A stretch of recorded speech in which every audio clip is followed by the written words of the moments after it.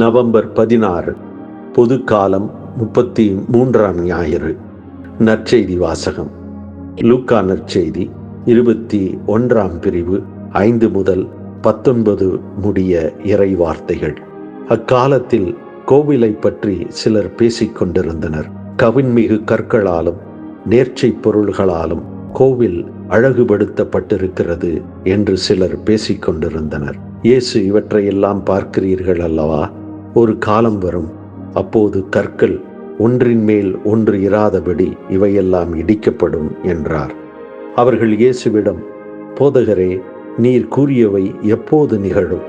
இவை நிகழப்போகும் காலத்திற்கான அறிகுறி என்ன என்று கேட்டார்கள். அதற்கு அவர், நீங்கள் ஏமாறாதவாறு பார்த்து கொள்ளுங்கள். ஏனெனில் பலர் என் பெயரை வைத்து கொண்டு வந்து நானே அவர் என்றும் காலம் நெருங்கிவிட்டது என்றும் கூறுவார்கள். அவர்கள் பின்னே போகாதீர்கள். ஆனால் போர் முழக்கங்களையும் குழப்பங்களையும் பற்றி கேள்விப்படும்போது திகிலுறாதீர்கள். ஏனெனில் இவை முதலில் நிகழத்தான் வேண்டும், ஆனால் உடனே முடிவு வராது என்றார். மேலும் அவர் அவர்களிடம் தொடர்ந்து கூறியது, நாட்டை எதிர்த்து நாடும் அரசை எதிர்த்து அரசும் எழும். பெரிய நிலநடுக்கங்களும் பல இடங்களில் பஞ்சமும் கொள்ளை நோயும் ஏற்படும். அச்சுறுத்தக்கூடிய பெரிய அடையாளங்களும் வானில் தோன்றும். இவை அனைத்தும் நடந்தேறும் முன் அவர்கள் உங்களை பிடித்து துன்புறுத்துவார்கள். தொழுகை கூடங்களுக்கு கொண்டு செல்வார்கள். சிறையில் அடைப்பார்கள். என் பெயரின் பொருட்டும் அரசரிடமும் ஆளுநரிடமும் இழுத்துச் செல்வார்கள். எனக்கு சான்று பகர இவை உங்களுக்கு வாய்ப்பளிக்கும். அப்போது என்ன பதில் அளிப்பது என முன்னதாகவே நீங்கள் கவலைப்பட வேண்டாம். இதை உங்கள் மனதில் வைத்துக் கொள்ளுங்கள். ஏனெனில் நானே உங்களுக்கு நாவன்மையையும் ஞானத்தையும் கொடுப்பேன். உங்கள் எதிரில் எவராலும் உங்களை எதிர்த்து நிற்கவும் எதிர்த்து பேசவும் முடியாது. ஆனால் உங்கள் பெற்றோரும் சகோதரர் சகோதரிகளும் உறவினர்களும் நண்பர்களும் உங்களை காட்டிக் கொடுப்பார்கள். உங்களுக்குள் சிலரை கொல்லுவார்கள். என் பெயரின் பொருட்டு எல்லாரும் உங்களை வெறுப்பார்கள். இருப்பினும் உங்கள் தலைமுடி ஒன்று கூட விழவே விழாது. நீங்கள் மன உறுதியோடு இருந்து உங்கள் வாழ்வை காத்துக் கொள்ளுங்கள் என்றார். அறிவியல் ஆராய்வின்படி இந்த பிரபஞ்சம் 14 பில்லியன், அதாவது 14,400 கோடி ஆண்டுகளுக்கு முன் உருவாகி இன்றும் வாழ்ந்து கொண்டிருக்கிறது. இன்னும் எத்தனை ஆண்டுகளுக்கு இது இருக்கும் என எவராலும் கணிக்கவும் முடியாது. சூரியன் இன்னும் 500 கோடி ஆண்டுகளுக்கு பிரகாசிக்கும். அதற்கு பின் சூரிய குடும்பத்தில் இருக்கும் நாம் வாழும் பூமியும் மற்ற கோலங்களும் அழிவுக்கு வரும் என்றெல்லாம் கணிக்கப்படுகிறது. இன்றைய வாசகங்கள் கூறும் ஆண்டவரின் நாள் விரைவில் வருகின்றது என்ற மலாக்கி இறைவாக்கினர் கூற்றின் அடிப்படையிலும், மேலும் இதை ஒத்த மற்ற இறைவார்த்தைகளின் அடிப்படையிலும் பல போதகர்கள் கடந்த 2000 ஆண்டுகளாக உலகம் விரைவில் அழியப்போகிறது, அழியப்போகும் நாள் இதுதான் என்று பல முறைகள் முன்னறிவித்தனர். ஆனால் நமது உலகம் இன்னும் வாழ்ந்து கொண்டிருக்கிறது. எடுத்துக்காட்டாக 14 ஆண்டுகளுக்கு முன் அமெரிக்காவின் கலிபோர்னியா மாநிலத்தைச் சேர்ந்த ஹெரால்டு கேம்பெயின் என்ற போதகர் 2011ஆம் ஆண்டு மே 21ஆம் நாள் மாலை 6 மணிக்கு உலகம் அழியப் போகிறது என்று அறிவித்தார். ஆனால் அது நடக்கவில்லை. எனவே தான் மறுபடியும் விவிலியத்தை இன்னும் ஆழப்படித்து கூறுகிறேன் என்று இன்னொரு நாளை குறிப்பிட்டார். அது 2011ஆம் ஆண்டு அக்டோபர் 21ஆம் நாள்.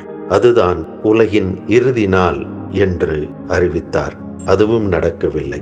இதைப் போல இறைவாக்கினர் கூற்றுக்களையும் இயேசுவின் இறை வார்த்தைகளையும் தங்கள் சுய அறிவுக்கு ஏற்று அதற்கேற்றவாறு புரிந்து வெவ்வேறு வகையான விளக்கங்களை தந்து வாழும் போதகர்கள் இன்னும் நம்மிடையே உலாவிக் கொண்டிருக்கின்றனர். இத்தகைய விளக்கங்களும் நம்மிடையே உலாவிக் கொண்டிருக்கின்றன. தாய் திரு அவை ஒவ்வொரு ஆண்டும் பொதுக்காலம் 33வது ஞாயிறன்று முடிவு, இறுதி, ஆண்டவரின் நாள் இவைகளை பற்றிய வாசகங்களை நமது திருவழிபாட்டு சிந்தனையாக தருகிறது. ஏனெனில் பொதுக்காலம் 34 வாரங்களுடன் வழிபாடு ஆண்டு முடிகிறது. அதற்கு பின்வரும் திருவருகை கால முதல் ஞாயிறன்று புது வழிபாட்டு ஆண்டு தொடங்குகிறது. எனவே வழிபாட்டு ஆண்டின் இறுதி நாட்களில் நமக்கு கட்டாயம் நிகழக்கூடிய இறுதியை, முடிவை பற்றியும் நாம் எதை நோக்கி நமது முடிவை நகர்த்துகிறோம் என்று சிந்தித்து மன்றாடவும் தாய் திருத்தவை அழைக்கிறது. கண்டிப்பாக நம் ஒவ்வொருவருக்கும் ஒரு இறுதி நாள் உண்டு. அது கண்டிப்பாக நிகழும். அதை போலவே நாம் காணும் உலகம் அனைத்திற்கும் ஒரு இறுதி நாள் கண்டிப்பாக வரும். இவற்றை நாம் உறுதியாக அறிந்திருக்கிறோம். இருப்பினும் அந்த இறுதி நாள் எப்போது, எங்கே, எப்படி என்று யாரும் அறுதியிட்டு கூற முடியாது. ஆனால் அதற்காக அதையே நினைத்து அச்சத்திலும் அவநம்பிக்கையிலும் வாழ்வை நகர்த்தக்கூடாது என்று நம் ஒவ்வொருவருக்கும் இன்றைய வாசகங்கள் அழைப்பு விடுக்கின்றன. இன்றைய முதல் வாசகம் மலாக்கி இறைவாக்கினர் நூலிலிருந்து எடுக்கப்பட்டது. பழைய ஏற்பாட்டின் இறுதி இறைவாக்கினர் மலாக்கி. இவருக்கு பின் இறைவாக்கு ஏதுமில்லை. இனி இறைவார்த்தை அறிவிக்க வருபவர் மெசியாதான் என்பது பழைய ஏற்பாட்டின் நம்பிக்கை. அந்த மெசியா வரும் நாளைத்தான் ஆண்டவரின் நாள் என்று மலாக்கி இன்றைய வாசகத்தில் குறிப்பிடுகிறார். மெசியா வரும் நாளில் தீயோரை தண்டிப்பார் என்று தீயோரை கடுமையாக சாடுகிறார் மலாக்கி. ஆண்டவரின் நாள் அவர்களுக்கு தாங்கள் விரும்பும் விடுதலை நாளாக இருக்காது, தீர்வையின் நாளாய், தண்டனையின் நாளாய் இருக்கும் என்று கூறுகிறார். எனவே இதை படிக்கும் ஒவ்வொரு தலைமுறையும் தங்களிடையே தீமையும் அநீதியும் கொடுமையும் கொலையும் அதிகரிக்கின்றது என்று உணரும் போதெல்லாம் மெசியாவின் வருகை நெருங்கிவிட்டது, ஆண்டவரின் நாள் வந்துவிட்டது என்று கணிக்க ஆரம்பித்து விட்டனர். துன்பப்படுவோர்கள் இதுதான் மெசியா வரும் ஏதுவான தருணம் என்று எதிர்பார்த்தனர். செல்வத்தின் மிதப்பிலும் சுகத்தின் உச்சத்திலும் வாழ்ந்தவர்கள் இவையெல்லாம் வெறும் வாய்ப்பிதற்றல் என்று ஏழைகளையும் துன்பப்படுவோரையும் உதாசீனப்படுத்தி இறைவாக்கையை ஏளனம் செய்து வாழ்ந்தார்கள். இயேசுவின் நாட்களிலும் இதே மனநிலைதான் சமுதாயத்தில் பரவி கிடந்தது. இவ்வகையான சூழ்நிலையில் இந்த சூழ்நிலையை எப்படி ஏற்று புரிந்து வாழ வேண்டும் என்று இயேசு கூறும் படிப்பினைதான் இன்றைய நற்செய்தி. இன்றைய நற்செய்தியின் வரலாற்று பின்னணியை இவ்விடத்தில் நினைவு கூறுவது நற்செய்தியை புரிந்து கொள்ள உதவும். இயேசு கிபி 33 வரை வாழ்ந்தார், இறந்து உயிர்த்து விண்ணகம் சென்றார். கிபி 70ஆம் ஆண்டு எருசலேம் திருக்கோயில் ரோமையர்களால் தரைமட்டமாக்கப்பட்டது. ஆக இயேசு உயிர்த்து 37 ஆண்டுகளுக்கு பின் நடக்கவிருந்த எருசலேம் ஆலய அழிவு பற்றி இயேசு முன்னறிவித்து போதித்ததுதான் இன்றைய நற்செய்தி. ஆலய அழிவை தொடர்ந்து அரசியல் சூழலில், சமுதாய கலாச்சார சூழலில், நாடுகளுக்கிடையில், மக்களுக்கிடையில், மதங்களுக்கு இடையில் நிகழப்போகும் போர்கள், கொடுமைகள், சண்டை சச்சரவுகள், எதிர்வழக்குகள், குற்றச்சாட்டுகள் இவற்றை பற்றியும் இயேசு முன்னுரைத்தார். இவைகளை கேட்டுக்கொண்டிருந்தவர்கள் இவையெல்லாம் எப்போது நிகழும், இவை நிகழப்போகும் காலத்திற்கான அறிகுறி என்ன என்று இயேசுவிடம் கேட்டனர். ஆனால் இயேசு எப்போது அல்லது எந்த அறிகுறி என்ற கேள்விகளுக்கு பதில் கூறவில்லை. அவர் இந்த துன்பங்கள் நிகழும் நேரத்தில் ஏமாறாமல், மனம் தளராமல், அச்சப்பட்டு கோழையாக ஓடி ஒளியாமல், துணிவுடன், வீரத்துடன், நம்பிக்கையுடன் இச்சூழல்களில் வாழ வேண்டும் என்ற வழிமுறையை கூறுகிறார். துன்பச் சூழ்நிலைகள் அதிகமாகும் போது முடிவு வந்துவிட்டது என்று புரிந்து கொள்ளக்கூடாது. முடிவு உடனே வராது என்று தெளிவாக அறிவுறுத்துகிறார். இத்துன்பங்கள், அநீதச் செயல்கள் நிறையும் வேளையில் பல பேர் மெசியாக்களாக தங்களையே பிரகடனப்படுத்திக் கொண்டு தாங்கள்தான் விடுதலை அளிப்பவர்கள், கடவுள் வாக்களிக்கும் நல்ல எதிர்காலத்திற்கு அழைத்துச் செல்பவர்கள் என்று கூறுவார்கள். அவர்களிடம் ஏமாந்து விட வேண்டாம், அவர்கள் பின்னே போக வேண்டாம் என்று கடுமையாக எச்சரிக்கிறார். துன்பமும் குழப்பங்களும் கொள்ளைகளும் கொலைகளும் நிகழும் நேரங்களை பயன்படுத்தி அதிலும் அரசியல் செய்யும் தலைவர்களையும், பாதிக்கப்பட்டவர்களை பயன்படுத்தி பணம் சம்பாதிப்பவர்களையும் இன்னும் இன்றைய நாட்களிலும் நாம் பார்த்து கொண்டுதான் இருக்கின்றோம்.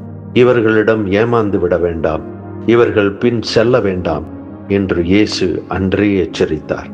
அப்படியானால் இச்சூழ்நிலைகளில் இயேசுவின் சீடர்கள் எப்படி வாழ வேண்டும்? இந்த கேள்விக்கு பதில்தான் இன்றைய நற்செய்தியின் பிற்பகுதியாகும். இயேசுவின் சீடர்கள் அதிகாரிகளாலும், ஆட்சியாளர்களாலும், தலைவர்களாலும் தவறாக புரிந்து கொள்ளப்படுவார்கள். ஏனெனில் அவர்களுக்கு யார் உண்மையாக விடுதலை அளித்து நல்வாழ்வுக்கு அழைத்துச் செல்பவர், மெய்யான மெசியா யார், அந்த மெய்யான மெசியா இயேசு என்பதை நன்கு அறிவார்கள். துன்பத்திலிருந்தும் அநீதியினின்றும் நம்மை விடுவிக்கும் உண்மையான வழி எது, மெய்யான வாழ்வின் வழிமுறை எது, நாம் என்ன செய்ய வேண்டும் என்பதை இயேசுவின் சீடர்கள் அறிவதோடு மட்டுமல்லாமல் வாழ்ந்தும் காட்டுவார்கள். இப்படி இயேசுவின் வழியை, அன்பை, நீதியை, அருளை, அமைதியை வாழும் சீடர்கள் தங்கள் சுய நல வழியில் வாழும் அதிகாரிகளுக்கும் ஆட்சியாளர்களுக்கும் தடைக்கல்லாகவும், இடைஞ்சலாகவும், சவால்களாகவும் இருப்பார்கள்.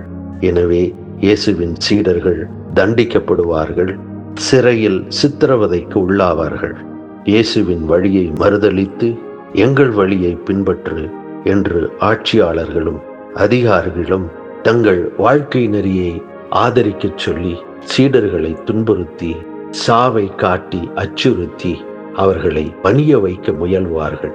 இப்படி தங்களுக்கு நடக்கும்போது அவைகளை இயேசுவின் அன்புக்கும், அருளுக்கும், நீதிக்கும், அமைதிக்கும் சாட்சி பகரும் நேரமாக, வாய்ப்பாக வாழச் சொல்லி இயேசு தம் சீடர்களுக்கு அறிவுறுத்துகிறார்.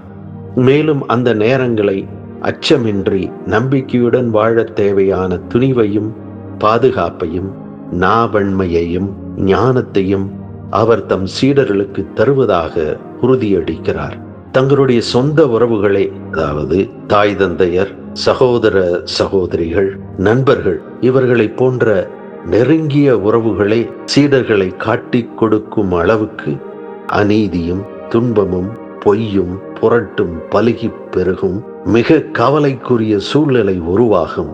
இருப்பினும் அவை சீடர்களின் தலைமுடி ஒன்றை கூட தீண்ட முடியாது. எனவே சீடர்கள் மனந்தளராமல் மன உறுதியோடு இருந்து தங்கள் வாழ்வை காத்து கொள்ள வேண்டும் என்று மன தைரியமும், உள்ள ஊக்கமும், ஆற்றலும் தருகின்ற இயேசுவின் வார்த்தைகள்தான் இன்றைய நற்செய்தி. இந்த பின்னணியில்தான் பெரிய வியாழன் இறுதி உணவின் போது, பெரிய வெள்ளியன்று தனக்கு நிகழும் சாவு மிக அருகாமையில் இருக்கின்ற போது மனதில் உறுதி கொண்டவராய் தன் சீடர்களுக்கு மன உறுதி தரும் வார்த்தைகளை கூறுகின்றார். இதை யோவான் நற்செய்தி 14ஆம் அதிகாரம் 1 வசனத்திலும் 16ஆம் அதிகாரம் 3ஆம் வசனத்திலும் படிக்கிறோம். உள்ளம் கலங்க வேண்டாம், கடவுளிடம் நம்பிக்கை கொள்ளுங்கள், என்னிடம் நம்பிக்கை கொள்ளுங்கள். என் வழியாய் நீங்கள் அமைதி காணும் பொருட்டே நான் இவற்றை உங்களிடம் சொன்னேன். எனினும் துணிவுடன் இருங்கள், நான் உலகின் மீது வெற்றி கொண்டு விட்டேன். மனந்தளராது உறுதியுடன் வாழ வேண்டும் என்பதை வெறும் சொற்களால் மட்டுமல்ல, மாறாக அதை வாழ்ந்து காட்டி, இறந்து உயிர்த்து வெற்றியும் கண்டு அதை சீடருக்கு சாட்சியமாக காட்டி அவர்களையும் அதே சாட்சிய வாழ்வுக்கு அழைக்கிறார் இயேசு. இன்றைய 2ஆம் வாசகத்தில் தூய பவுல் இந்த சாட்சிய வாழ்வு வாழ தம் தெசலோனிக்க திரு அவையை அழைக்கிறார். நீங்களும் எங்களைப் போல நடப்பதற்காக உங்களுக்கு முன்மாதிரி காட்டவே இவ்வாறு செய்தோம், வாழ்கிறோம் என்று தங்களைப் போலவே திரு அவையினரையும் வாழ அழைக்கின்றார். துன்பமும் அநீதியும் கொடுமையும் கொலைகளும் நிறையும் போது அழிவின் தீர்க்கதரிசிகளாய் உலக முடிவை கூறி அச்சமுறுத்துவோரின் பின் செல்ல வேண்டாம். அதே வேளையில் இச்சூழ்நிலைகளில் தங்களை தாங்களே விடுதலை தரும் மெசியாக்கள் என்று மார்தட்டுவோரின் சொற்களில் ஏமாந்து விடவும் வேண்டாம். துன்பங்களில் துவழும் போது மனந்தளராமல் வாழ்வின் இன்ப துன்ப நேரங்கள் எல்லாம் இறை அன்புக்கும் அருளுக்கும் நீதிக்கும் அமைதிக்கும் சாட்சியமாக வாழும் நேரம் என்ற இயேசுவின் உறுதிமொழியை நம்புவோம். ஆண்டவரின் வாழ்வு தரும் வார்த்தைகளின் அறிவிப்பு மணிகளாக நம் வாழ்க்கை அமையட்டும். எல்லாவித துன்பங்களையும் வென்றவரான இயேசு மெசியாவின் உண்மையான விடுதலையின் சாட்சிகளாக வாழ்வோம். அதற்குரிய நாவன்மையையும் ஞானத்தையும் பாதுகாப்பையும் வாழும் ஆற்றலையும் அவர் நமக்கு கண்டிப்பாக தருவார்.